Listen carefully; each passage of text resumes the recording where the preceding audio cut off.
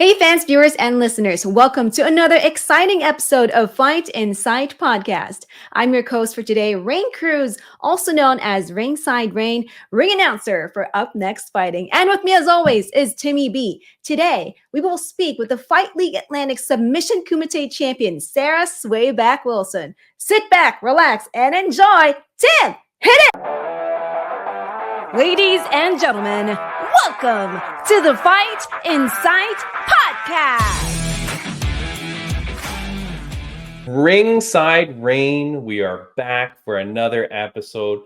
Very excited, Raine, because my next guest, I had the pleasure of watching her compete just this past weekend and claim her fourth championship in a row at Fight League Atlantic Submission Kumite 6.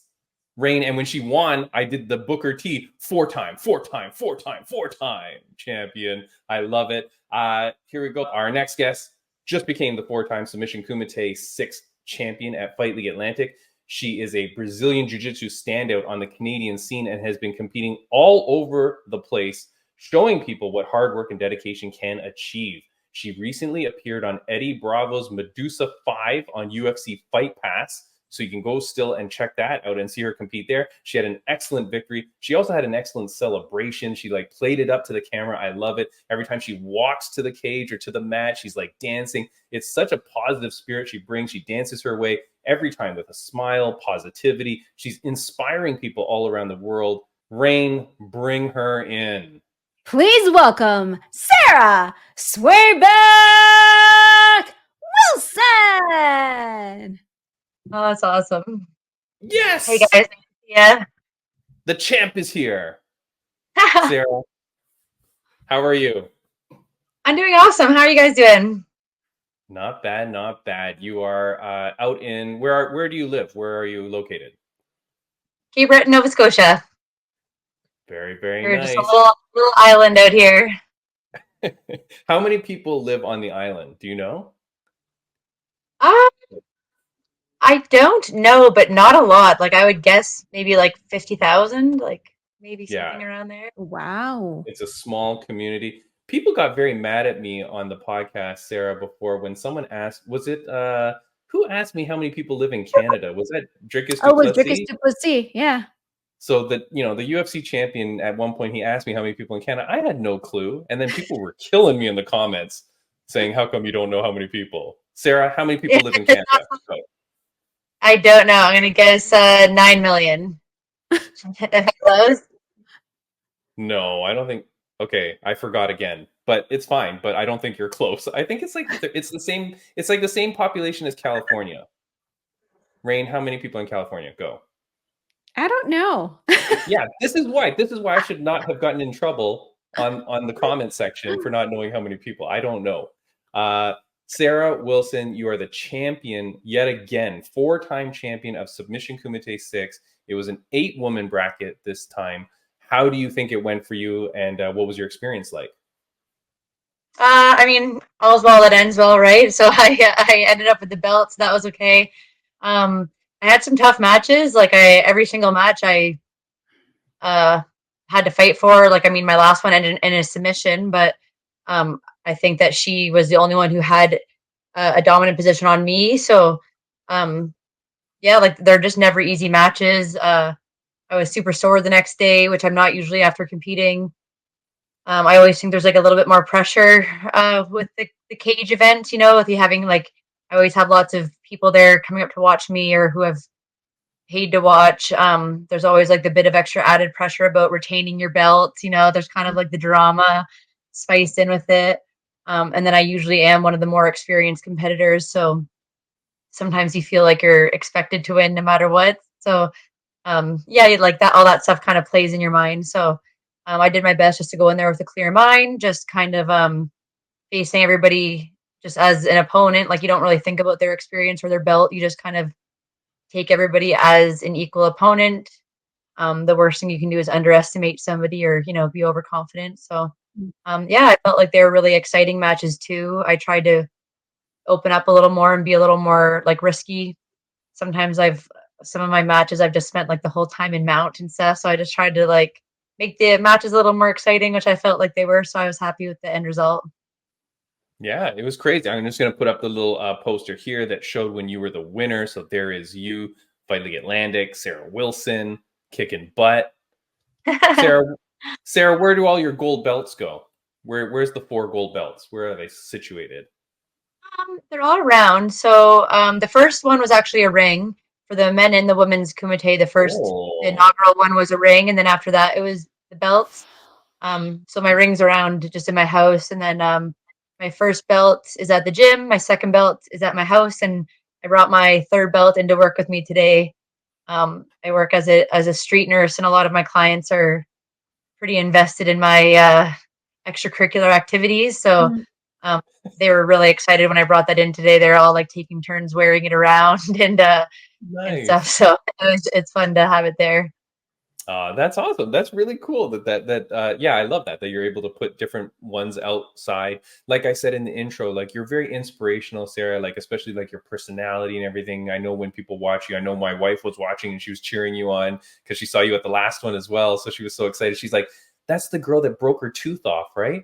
And I'm like, yeah, it is. Raine, at the last Submission Kumite 5, it was like the finals match.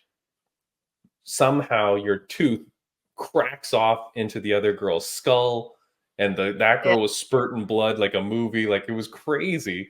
Did you remember your mouth guard this time? Oh yeah, I had so many people message me and remind me the week of. I was just like, okay, I know, I'm bringing it. I'm sorry. So, yeah, that's not a mistake you make twice. No.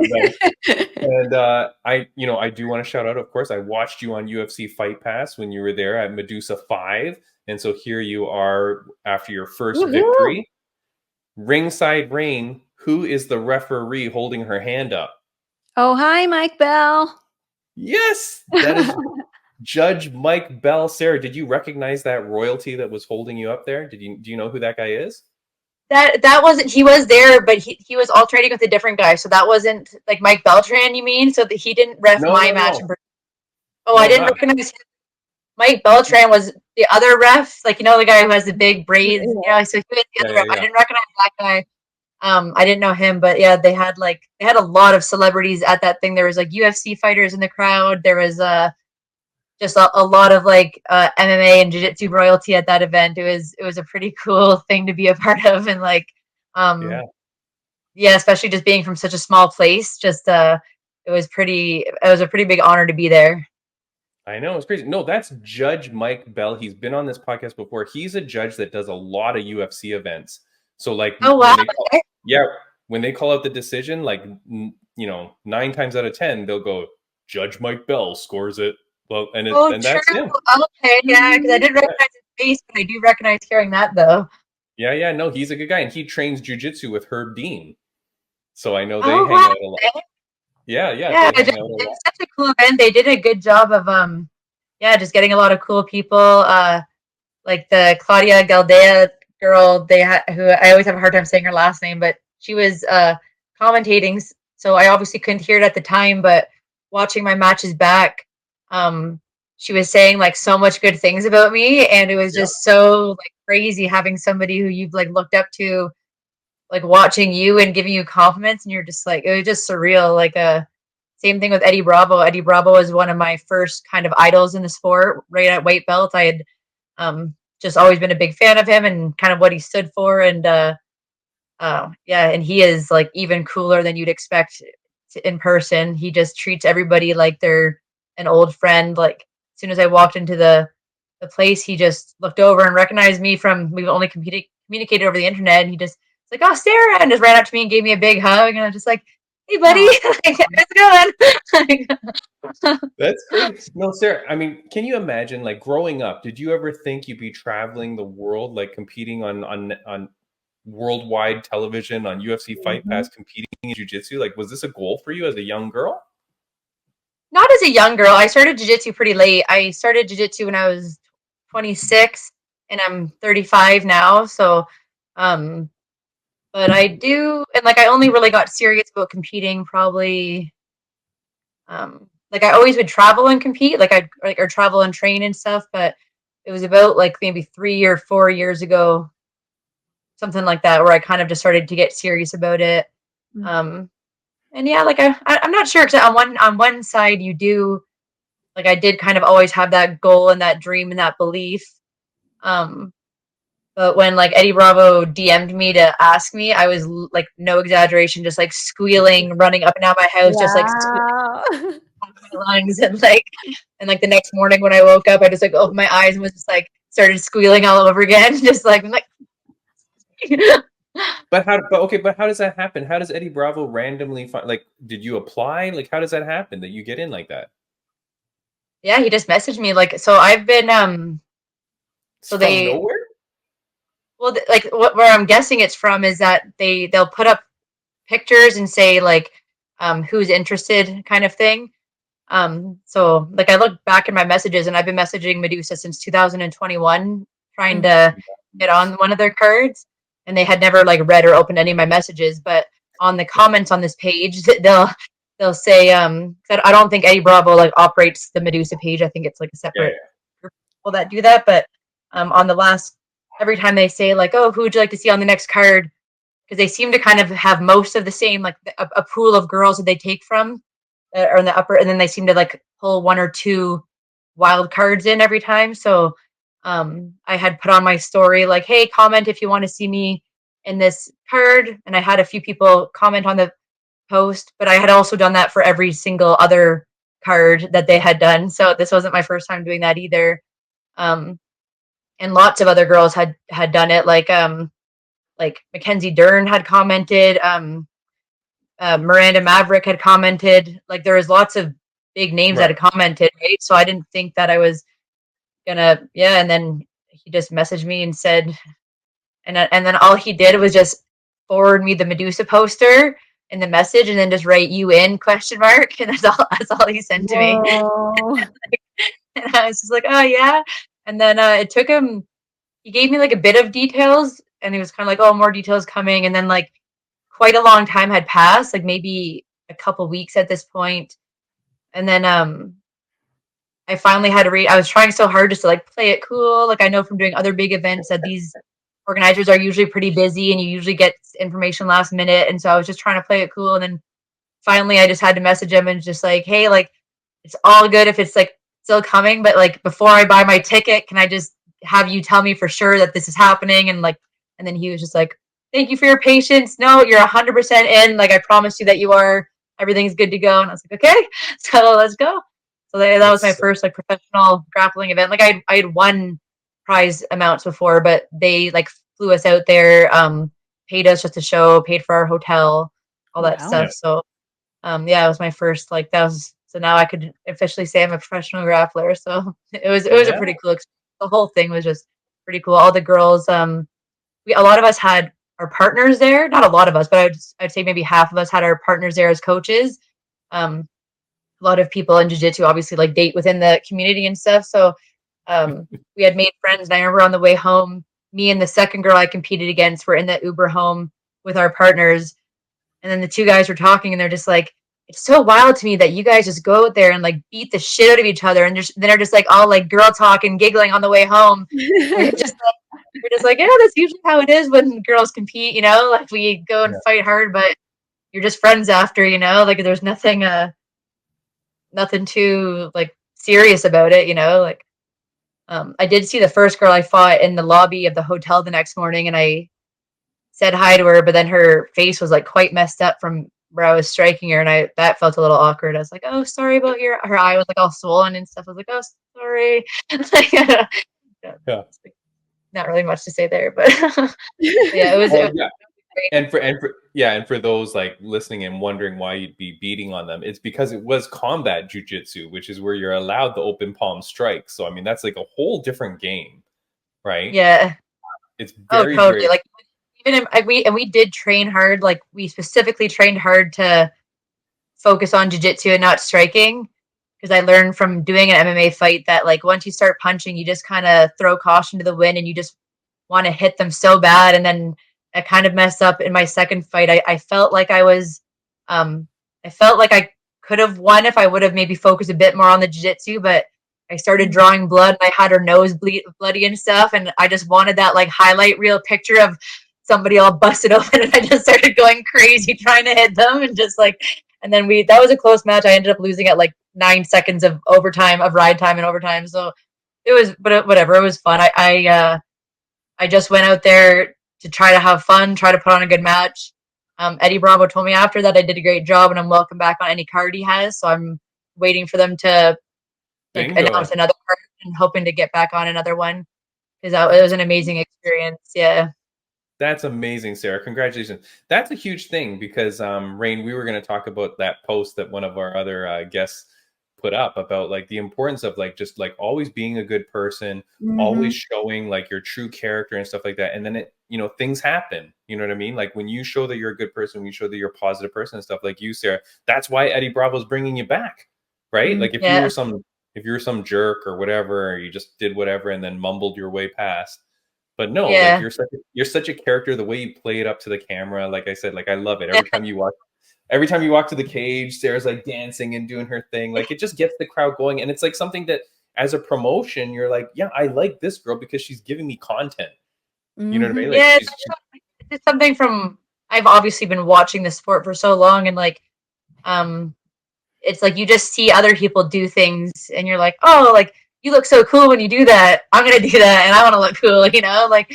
So I just, even like on this last one, like, sometimes people will like put their hands up to try to get the audience like yelling. Like I've never really felt comfortable doing that, because I never, like, it seems like I'm like, oh, I don't want them to think I'm like conceited or something. But last, when I was actually just at trials there, ADCC trials. So at the end of the day for all the finals, they have it's a huge show, production, walkout, lights, like everything. And the Tackett brothers were doing that. And I was just like, like they don't just seem conceited. They just seem like they're having an absolute ball and just want us to have fun too. So that's kind of what like gave me the inspiration to kind of do that for the event this time.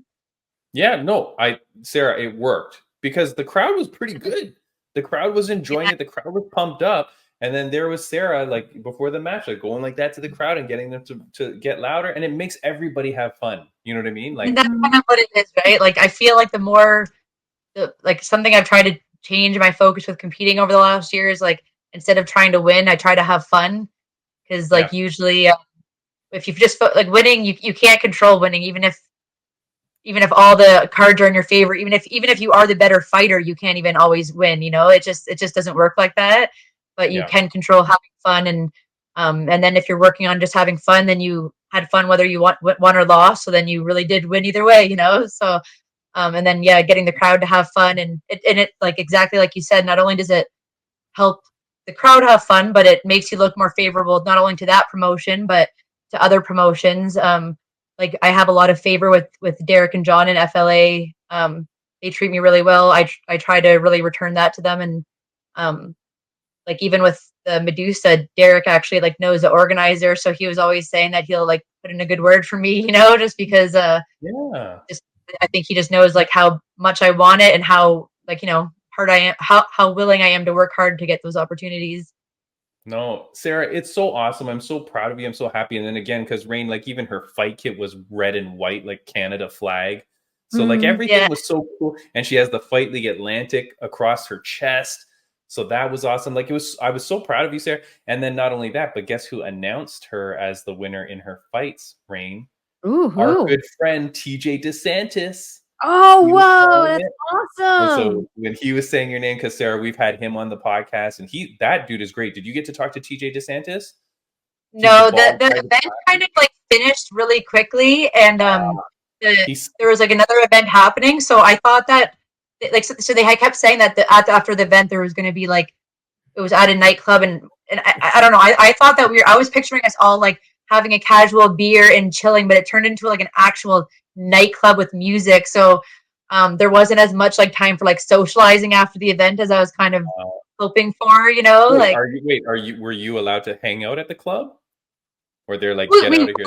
Like it was like a literal like nightclub with a bunch of like young people lined up inside and like really loud thumping. It was like a club, and it was just, we had all went there planning on staying and socializing, but it was just like the kind of where you can't communicate or talk, and it was dark, and we all had like our gym bags and stuff, so it was just kind of like, okay. It's like the kind of club that Raine goes to every night.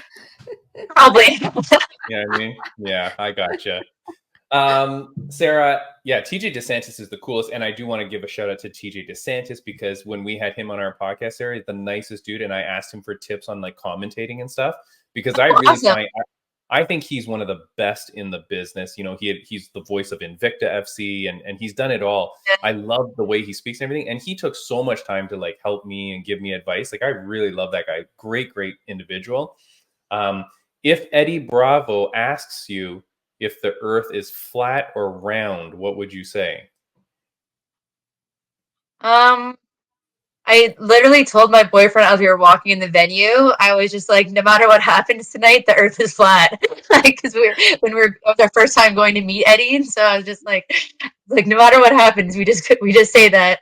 The venue went pretty quickly, and like I just really tried to like I saw TJ, I saw Claudia, I saw Eddie. I did obviously chat with Eddie because he was like the organizer, and we had to chat, but as like desperate as I was to like want to take like selfies and pictures of everybody, I was like really trying to establish myself as like a professional athlete who was one of them, and just like tried not to like go the fangirl route. I just kind of wanted to be an equal, like just kind of let my performance and stuff speak for myself. So yeah, it was hard, like because even at one point I did think like I'm a huge fan of Eddie and I did really want a picture, but like after the event, there was a literal lineup of people waiting to talk to him and take selfies. And I was just like, I don't want to like, I just don't like, I don't know. It just like didn't feel right, you know? Like, yeah. No, you got to play it cool, Sarah. You got to play it cool. Exactly. You know? That's what I'm like.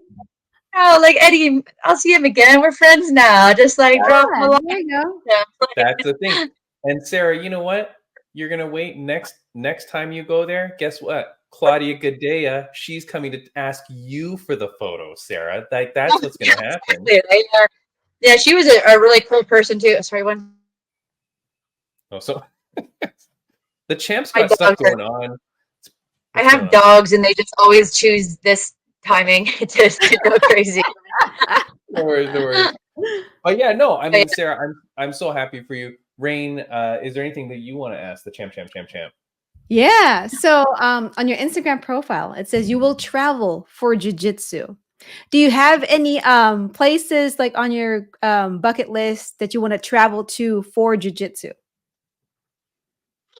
Well, like my dream in the sport is once you kind of have some notable wins under your belt, they'll pay you to go do like jiu-jitsu camps, you know? So you can like they'll have them in like Costa Rica, Bahamas, Greece, Thailand, and stuff like that. So sometimes I almost feel like I'm trying to get success in the sport, not even for the successes, but just for like those kind of opportunities after.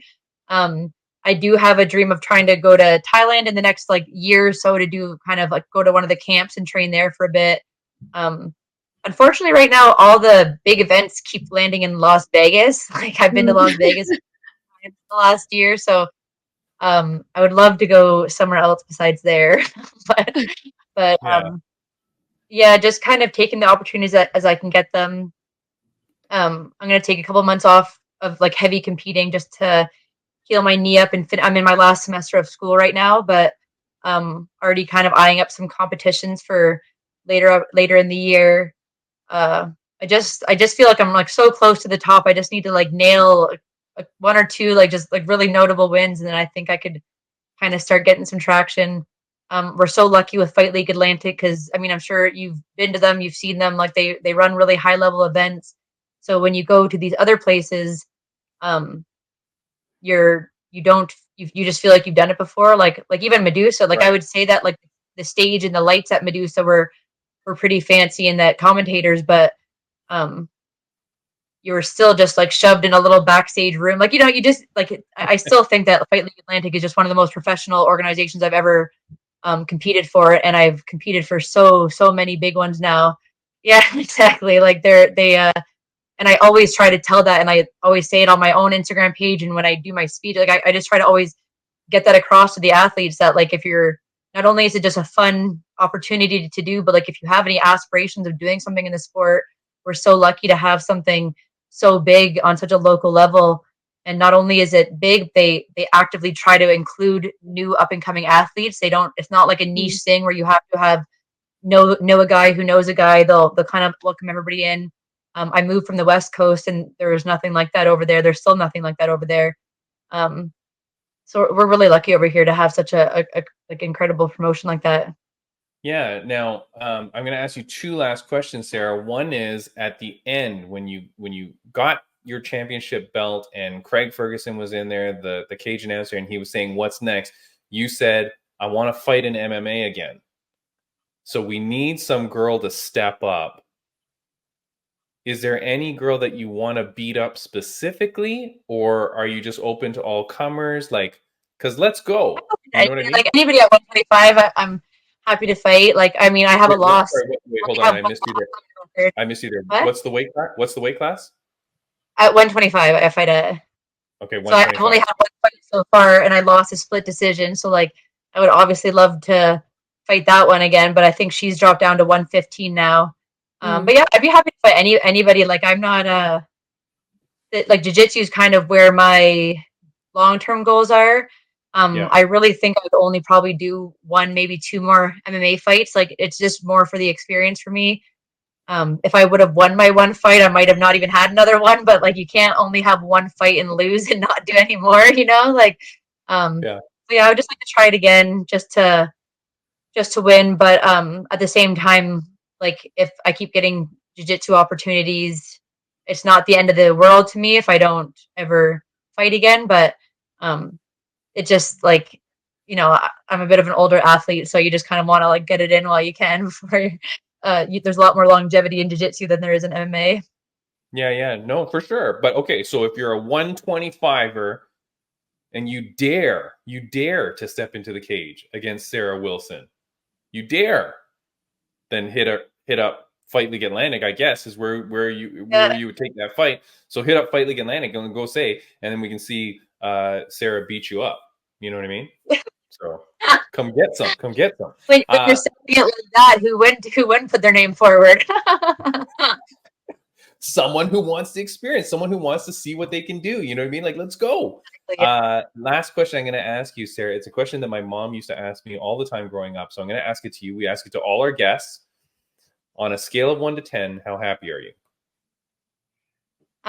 Overall, I would say pretty close to a 10. Like, I mean, I feel like I wouldn't even want to say a 10 because that means that I'm not trying to improve or anything.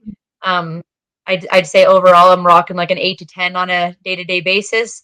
I still like have struggles with mental health, and every now and then I dropped like negative 4,022, and that's okay. Like, I'm just that's fine. I used to spend a lot of my life in the negatives, and I've done just a lot of work on maintaining the positivity, learning to look for the positivity, and just trying to find what's good out of life and chase those things, because it can just get so like dark sometimes, so when you can find that like light and that happiness and stuff. So competing, I'm really lucky because competing kind of keeps this consistency in my life. It keeps me going to the gym every day. It keeps me eating well. It keeps me exercising.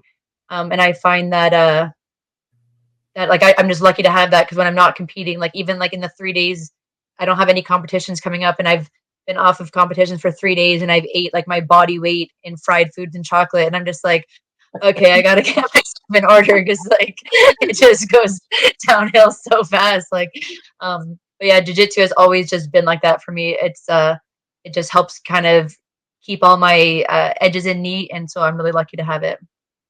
That's awesome, Sarah. Well, I'm so glad to have you on the podcast. I've been a fan of yours ever since the first time I saw you. And I'm so excited to see you on Fight Pass. I'm so excited to see whatever happens next to you. Raine and I will always be cheering you on, and we'll support you in whatever you do. So congratulations. Thank you so much for coming on the podcast. Is there anything that you want to say before you go, or anyone you want to shout out? No, thanks to you guys for having me on. I've loved meeting you. It's great seeing you. Your energy is very like apparent and infectious. You can just see the love that you have for the sport and stuff. It's great having you.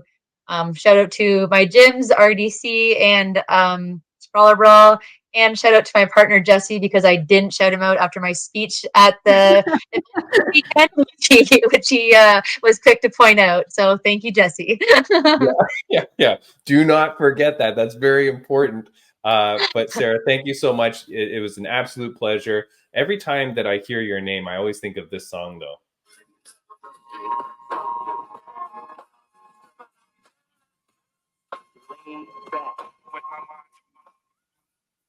I can't hear it. What song is that? Can you hear it? No. not really. Oh my God. Okay. It's the Snoop Dogg song. Because every time he goes, laid back with my mind on my money. But I always think, but in my head, I'm always hearing sway back.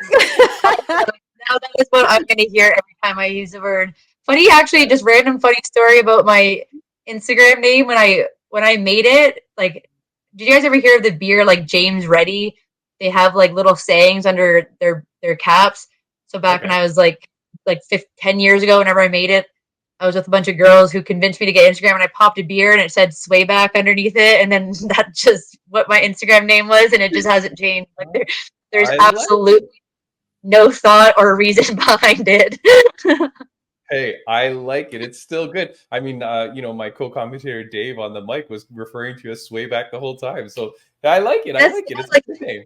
It became part of my identity now. So that's it. That's I know awesome. You can't get rid of it. That's it. It's over.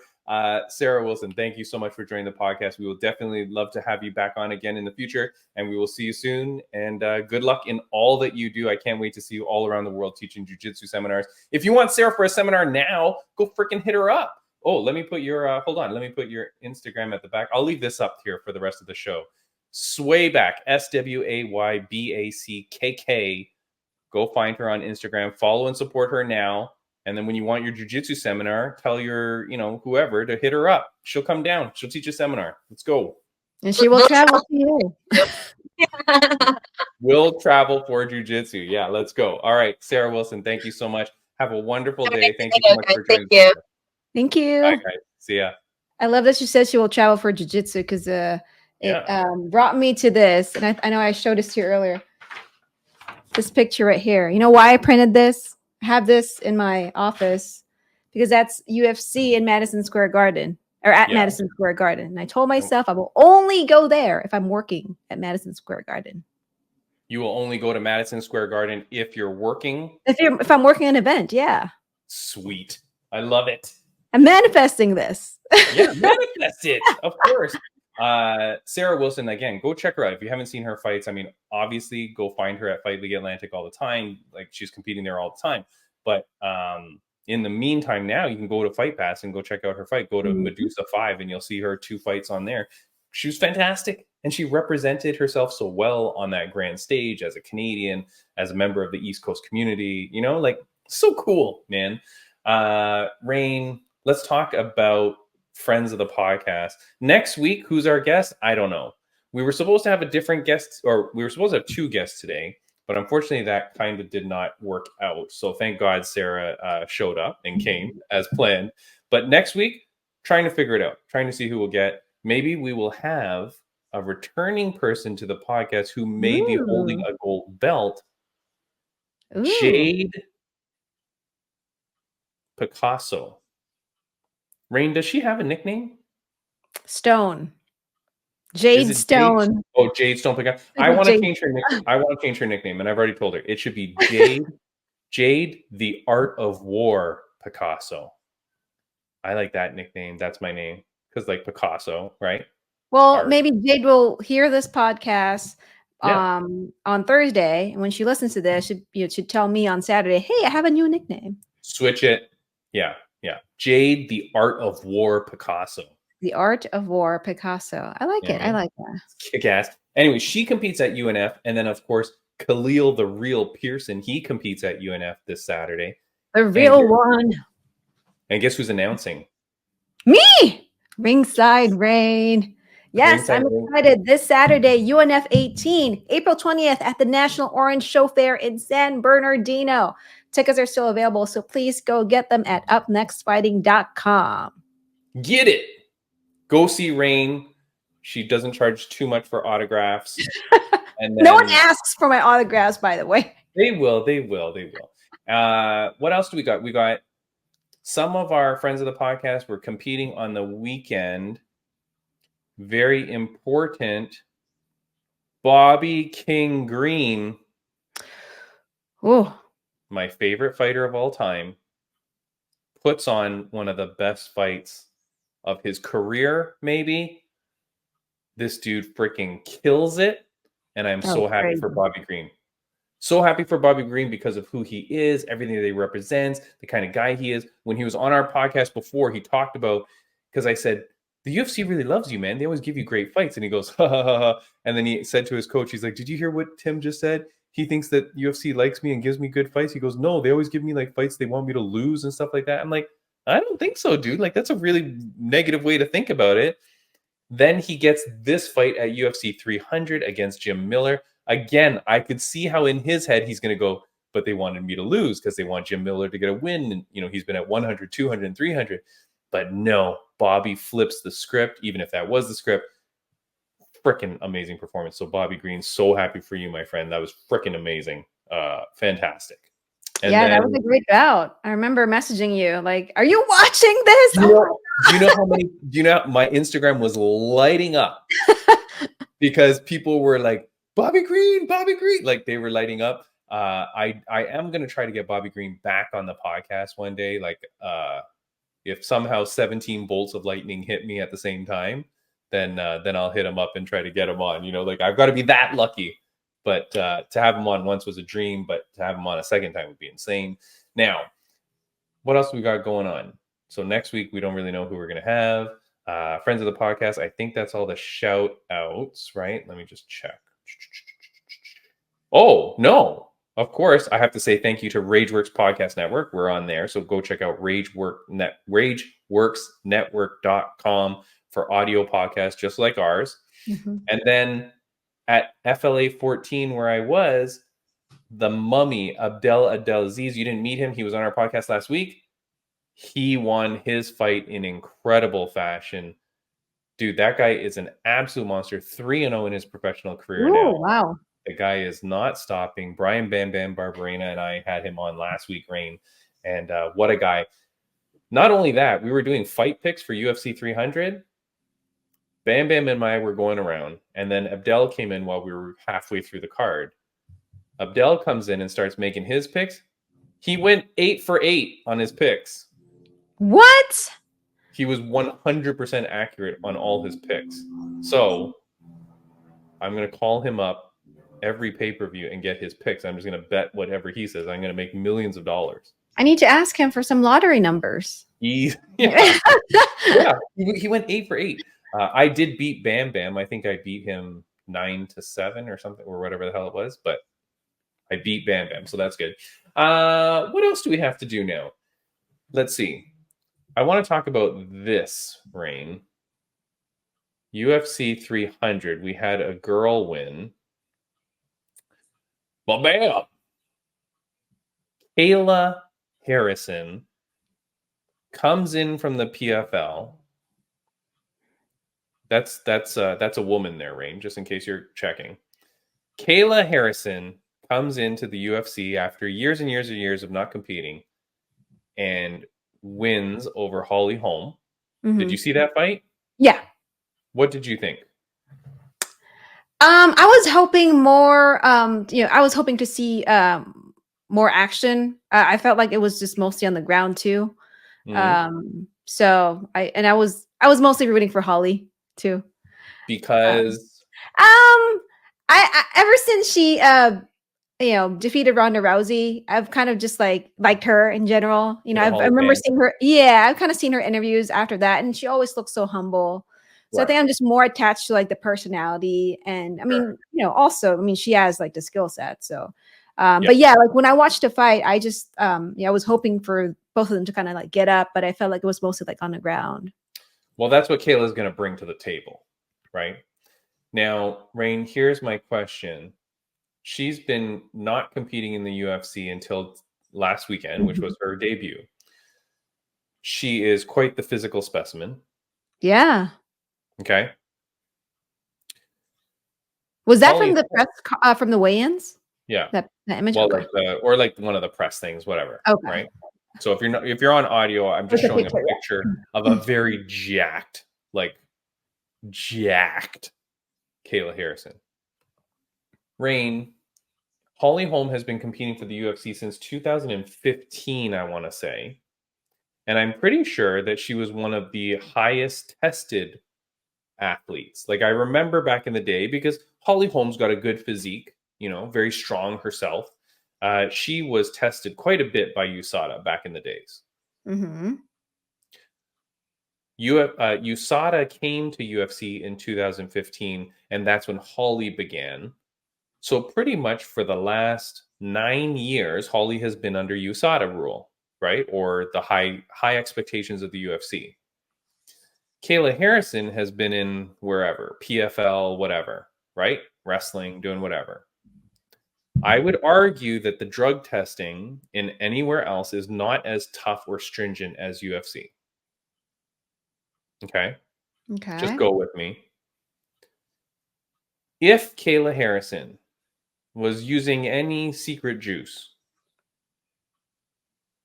for the last 15 years, for the last 9 years, while Holly Holm is 100% clean, Mm-hmm. do you think, even if Kayla were to now pass some tests, do you think that she would still be reaping the benefits of the last X number of years on perhaps some secret juice? I don't think so. Oh. I've never had the secret juice. I love that you're going to argue. So. I love that you're going to argue with me on this. Okay, go ahead. What? What are you going to say? No, I said I've never had the secret juice, by the way, but no, I don't think so. I don't think so. I mean, are you like implying that that's why she kind of like dominated the fight at UFC 300?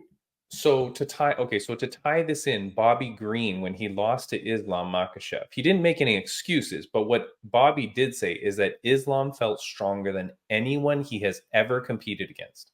Mm-hmm. And he said, he generally said something along, I'm paraphrasing and blah, blah, blah, okay? But he generally said, those guys out in Dagestan in the mountains are taking a bunch of secret juice since they're like children. Okay. So sure, you may stop now, but the physiological changes or physiological benefits that stuff might do to you over those years will last beyond after you stop. It might clear out of your system, but your body has already developed or strengthened or whatever. Mm-hmm. You know what I mean? Like, even if it's just something that allows you to continue to do more and more weights and more weights and whatever. I mean, yeah, so then it goes out of your system, but your body, like the muscle doesn't just go away. Yeah. So you're saying you think that if you were to have partaken in anything for the last 9 years, while Holly is 100% clean as far as the testing would show, you think there would be no remnant benefit? I mean, but just by looking at her physique, I mean, obviously it affected her, it's contributed a lot to her physique, right? But like in terms of Wait, hold on. We don't know that she was taking anything. Oh, that's the thing. Yeah, we don't know that. Yeah, right? yeah. Okay. But if you're saying that if that was the case, right? Yes, okay. Yeah. He had benefited from it if that was the case, right? But I feel like I've also seen athletes who have taken the secret juice and they look really jacked. So like with her, I think I don't think she has. I don't want to make this, I don't want to like claim this, but I don't think she was taking it. Because I feel like for her, she looks like she's just been working out a lot and maybe drinking a lot of protein. But sorry, you think that this is from protein shakes? I think so. And working out a lot. I mean, she's an athlete. You should post a picture on on Fight Inside Instagram and ask for people to. I did, Raine. Thank you for following, Raine. I did, and I said, hold on, where's my post here? Did I do it yesterday or today? Let me go find out the results. I posted a video of her competing, And I said, unrelated to the video at all, because I don't want to, go to jail or anything like that or get in trouble. But I said, unrelated to that, if Holly has been with UFC since 2015 and has been clean under USADA that whole time, could someone potentially have been not under those strict conditions and potentially benefited physiologically for years before now going clean to compete? And the results are 78% say yes, 22% say no. I mean, my question is more medical.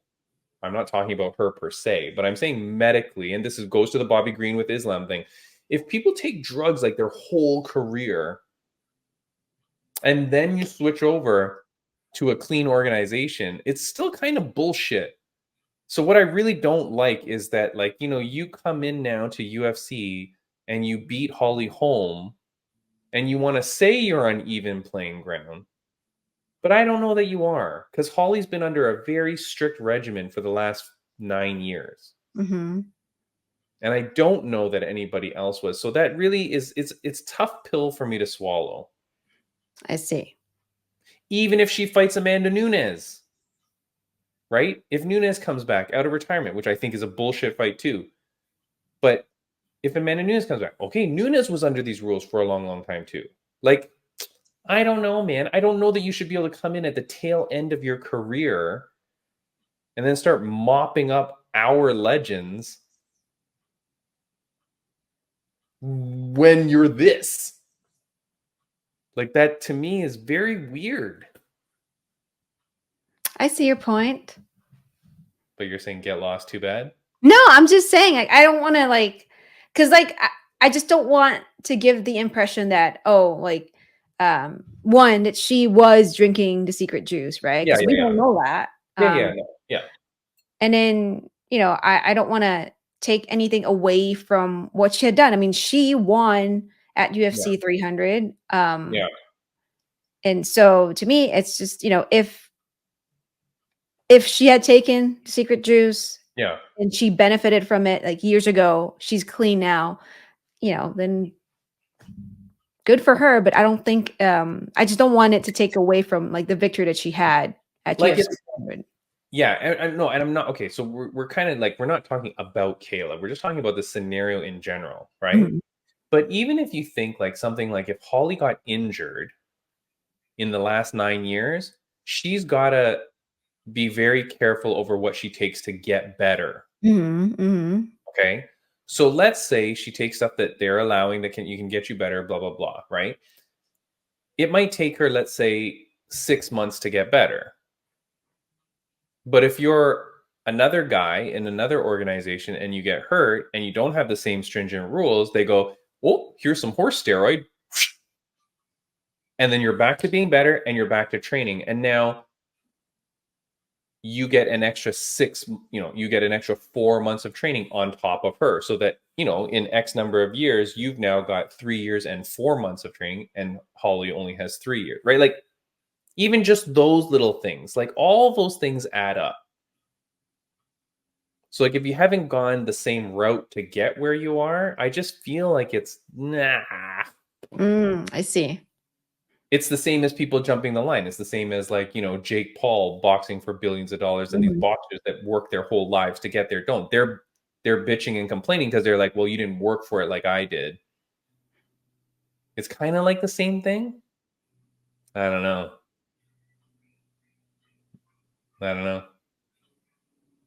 Well, I do know. What? You think that's natural, though? I've never seen anybody that looks like this, guy or girl. She's also flexing hard, though, in that photo. Look at the chest. I mean, good Lord. She also has very nice hair. I'll say that. I mean, her hair is A+ hair. No, in that picture, she's really like flexing hard, too. Raine, go flex hard and let's see what we see. No. Do that exact same pose. I'm not an athlete, so I will not get close to that picture. But I do know of a secret juice that you and I both have, and I will be trying for the first time. Yeah. That is a great segue. Look at that. You're the segue queen. Magic mind. This is the first time that I'm going to try this. So this was they sponsored our podcast many moons ago.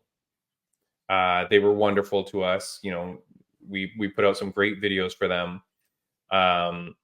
Really, really good. Do you want to talk about this? Do you want to do the product spot? How are you doing this? No, I'd let you do that because this is going to be the first time that I'm going to be trying this. So yeah, I mean, go hit them up, magicmind.com. Let's say it's that.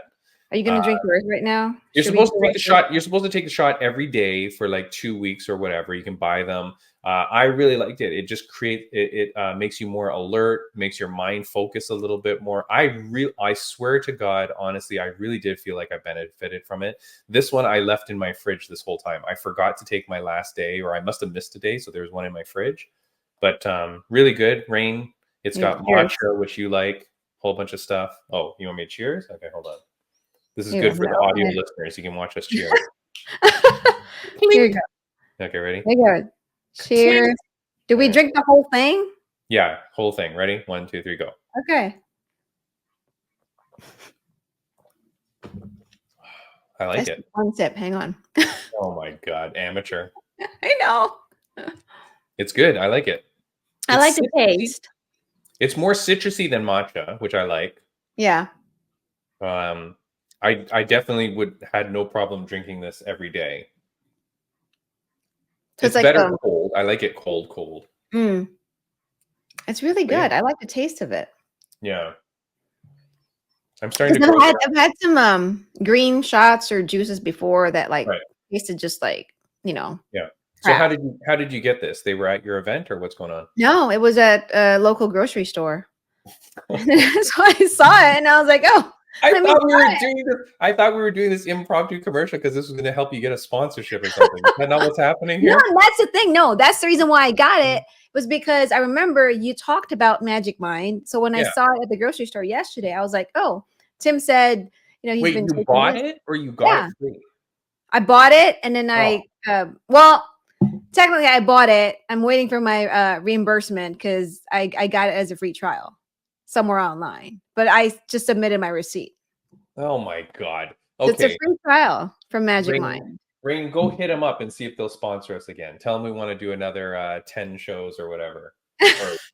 No. I think we did 3 shows because we did it. The first shot, we took it, and then the 7th, and then 1 week after, how you're feeling after 1 week, and then we do 2 weeks to see how you're feeling after the 2 weeks. Are you still drinking it? I know I'm not good with shots. You're minimizing the effects. Am I minimizing? Okay. Yeah, your mind should already be blazing alert. All right. Anyways, let's talk about one other thing because we do have a little bit of time. Raine, they posted this after the UFC Atlantic City event.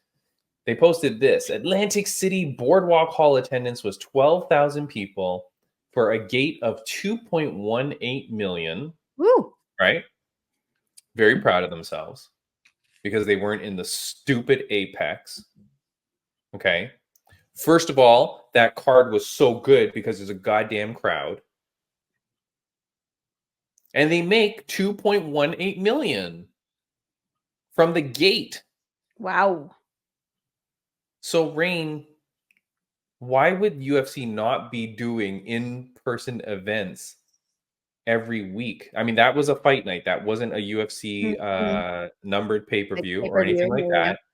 So why wouldn't they do, question to you, you're in the business, you're a hotshot. Why would they not do a live event if they can make 2 million every week? Well, I think it just comes down with like logistics, right? And then I feel like most of the planning probably they do it for the UFC numbered pay-per-views, right? Because those are like bigger events, right? So I feel like it's just much easier for them to do the fight nights at the Apex, because it's, everyone's there, because the UFC facility is in Las Vegas, the Apex is in Las Vegas. If they want to step it up, I mean, they could probably go to like a bigger arena for fight nights. But the problem I think would be, then that would mean more planning and more people involved. And I think, with some of the fight nights, I don't know are they all like sold out events? I think that's like the fear too. Like, are they going to sell out like each fight night event? I think that's why they don't want to go to like bigger arenas right away for fight nights. Because I remember. Okay, let me just explain to you. The UFC at Atlantic City was the main event was Aaron Blanchfield versus Mano Fiorot. Raine, I know you don't watch. No, you watch a lot of UFC. Nobody cared about them. Nobody cared about them. That was not a main event that anybody cared about. So if you can sell out, or I don't even know that it doesn't even necessarily say that it's sold out, but if you can make 2.18 million off of Aaron Blanchfield and Mano Fiorot, you're going to make 2 million off of Timmy B versus Raine Cruz. I mean, you know what I mean? Like, yeah, you're going to make it because it's the UFC. The UFC comes to your city. You're going to go freaking watch. Yeah, and true. I totally agree. Okay, here's another question. How much money does it cost to put on an event in Atlantic City? Like, even if you just had to guess, like, what would their cost be in general? Do you think it's $1 million? I don't know. Probably not. No, of course it's not $1 million. I was joking. No, it's like too much. So how much does it cost to like 100,000, 200,000, 300,000, like $500,000? That's probably too much too. Okay, but even if we say $500,000, right? Which, okay, let's say that covers everything, all the flights for everybody, the fighters, the hotels, the whatever, right? The meals for your staff or whatever. Even if you said 500,000, like, you're still making 1.5 extra million dollars than by having it at the Apex. And I would think that the number of fans that you engage and that you get more motivated, and you think about helping the fighters grow their fan base. Yeah. You know what I mean? By being in person, meeting way more people, I bet, in Atlantic City than you would have if you're in the Apex. I don't know. It's crazy to me that they wouldn't continue like with that kind of selling. You know what I mean? Yeah. Maybe, down the line they will do it, because like I would like for them to kind of go to like different cities for fight night and then feature fighters from that area.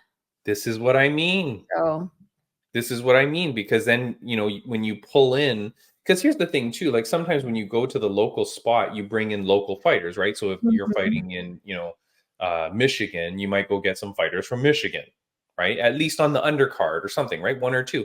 Well, guess what? Their whole friggin' family's going to come.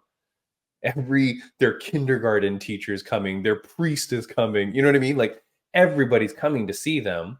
You engage all those people to now become a fan of your product. It's huge, for these people. UFC posted, guess what the gate was for UFC 300? Money-wise, how much do you think they made? Probably double than, the one that they made for Atlantic City. So you think $4 million? Maybe 3 to 4. $16.5 million. Oh, wow. I mean, I bet, because I mean, just like ticket wise, that's going to be insane. Yeah. 16.5 million. I mean, I feel like that is the two opposite ends of the spectrum. UFC 300 versus UFC Blanchfield versus Furo. You know what I mean? Like that's the two ends. So you're making minimum 2 million, maximum 16 million. Yeah. I don't get how it's even a thing. Now, Raine, did you see what Dana White said when they asked him about the PFL tickets? No. You didn't see that? No. Okay, that was freaking hilarious. So at the press conference, I didn't tag it for a video because I didn't think we'd be talking today. So a reporter talks to Dana White and says something about PFL tickets or something. And Dana White just starts laughing and he goes, "Are you kidding me?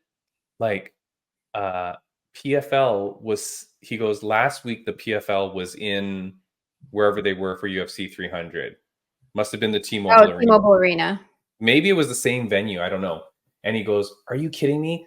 He goes, "Did you know PFL was here last week?" Like talking to media, like, goddamn, they should know. You know what I mean? And he goes, "They were selling tickets, buy 2, get 2 free." And Dana was laughing. And he goes, "That is real. Like, I'm not making that up. PFL was buy 2 tickets, get 2 free." That's how bad they are. Like, that's crazy, Rain, if that's true. They can't sell tickets. And they can't sell tickets. Can you believe it? Well, I do believe it. It's just that for me, I mean, they're just, they just merged with Bellator, and I think they're just trying to kind of build up their brand. So they're not as established as UFC. So it's kind of like sad that, they have to do that. But at the same time, it's like, if that's their way to like gain, more people, or more following, for PFL and the fighters, I'm all for it. I mean, look, if I lived in Vegas and like my friend tells me, hey, I have like a free ticket to PFL and got nothing to do, I'll go. Maybe. I mean, unless you're busy. Well, I know if it's something for me to do, like, why not?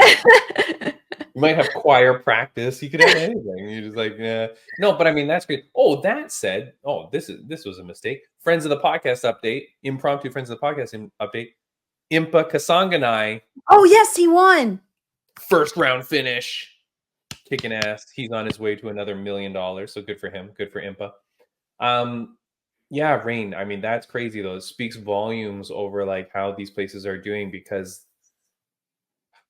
how do you not know that PFL? I mean, if you're a mixed martial artist fan, like you said, if it's in my town, if it's in my city, I'm gonna go. So how can they not sell tickets? It's insane. It's insane that you can't sell tickets.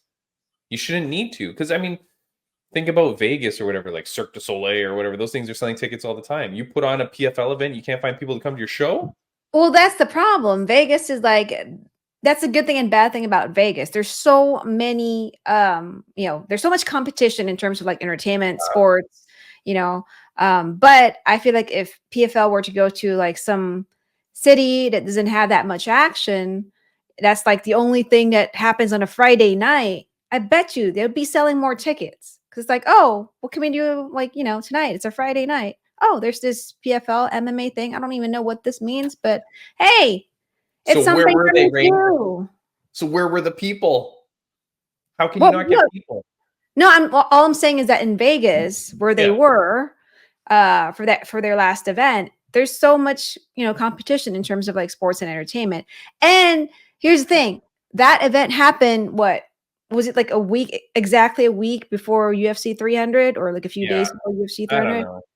People probably have bought tickets already for UFC 300. Yeah. Anyways, Rain, I just realized my computer is going to go to sleep. So oh God, I'm going to go get my thing. Hold on one sec. Hold on. Hold on. Stupid thing. I'm going to show off my Magic Mind bottle. There you go. Magic Mind, hit us up at Fight Inside Podcast, at Ringside Raine. We would like to get some sponsorships so that way we can actually drink this every single day. There you go. Hit us up, Magic Mind. Hit us up. Yeah, where the hell's Magic Mind? Give us some money. Or some free stuff. Yeah. No, I would actually, like to try this, for... Did you say you have to drink it for 3 weeks? No, 2 weeks, I think. 2 weeks. Okay. No, I'd love to try this, like, for 2 weeks straight. Yeah. It was just kind of like pricey because it was like, I think $4 or $5 per bottle. Yeah. That's why you asked for a sponsorship. Yeah. But anyways. Yeah. All right. Well, Rain, all I'm saying is that it's weird. And I'm continually getting into arguments with people online because I keep saying that they're going to fold and ONE FC is going to fold, and people keep yelling at me. But buy two, get two free is like what Blockbuster did before they went under. You know what I mean? Like, you're right at the edge there, because promotions rely on seat sales, and I don't know. Well, if they're still up and fighting, hey, more power to them. I know, because we need a place where Raine can be the ring announcer. That's the thing. Maybe they got to shake it up. Maybe they need Ringside Raine as the announcer to like create some buzz, get the Filipinos. Or bring you in as a commentator, Yeah. We'll travel for commentating. There you go. Yeah. All right, Ringside Raine. Is there anything else that you wanted to say? promote, talk about? Oh, make sure you guys check out UNF 18 this coming Saturday, April 20th at the National Orange Show Fair in San Bernardino, California. This is the first ever Up Next Fighting event right here in the Inland Empire. So please go check it out. We have a bunch of rising stars who will be showcasing their talent this coming Saturday. So please, please, please go get your tickets at upnextfighting.com. Get it. Go see Raine. And you've got like, it looks like you've got war paint on, but it's your blind shooting light. All right. Go check out Up Next Fighting. I'm going to create I'll create a reel of that for you, Raine. Like, oh, thank you. Yeah, we'll do that. And all right, that's it. We're out of here. Next week, who knows who we'll have, but we'll have something exciting. And that's it. Maybe we'll have some more Magic Mind, our secret juice. Yeah. And Raine will flex on the show next week. After 1 week of taking Magic Mind, you'll see how natural it is, Raine. All right, we're out of here. Thank you so much. I'll see you next week. Bye.